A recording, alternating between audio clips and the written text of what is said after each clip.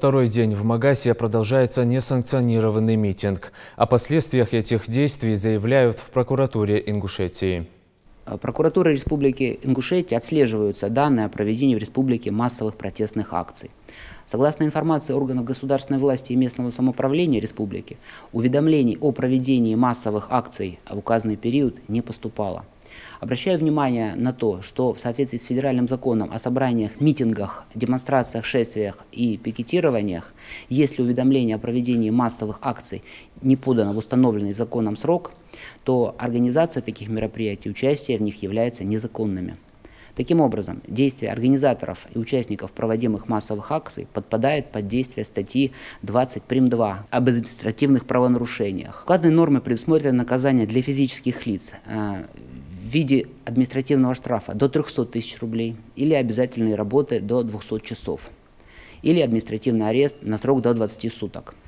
Обращаю также внимание на то, что неоднократно, в том числе повторное совершение нарушения порядка организации и проведения массовых акций, является уголовным преступлением, предусмотренным статьей 212 прим.1 Уголовного кодекса Российской Федерации, за которое предусмотрено наказание до 5 лет лишения свободы.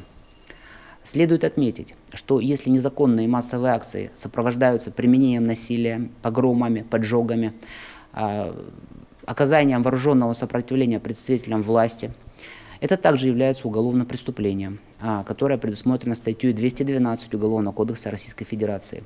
Наказывается лишением свободы до 8 лет лишения свободы для участников, до 15 лет для организаторов, а призывы к совершению таких действий до 2 лет лишения свободы.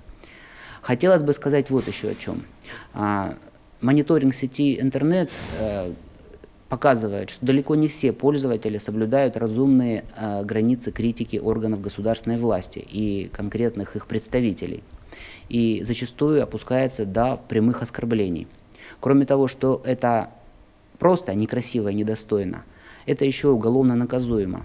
Статья 319 Уголовного кодекса Российской Федерации предусматривает наказание в виде штрафа, обязательных исправительных работ. Не хотелось бы, чтобы сложилось впечатление, что прокуратура кого-то пытается запугать. Но думаю, что будет правильным, если мы лишний раз разъясним людям, что такие вещи могут быть наказуемыми.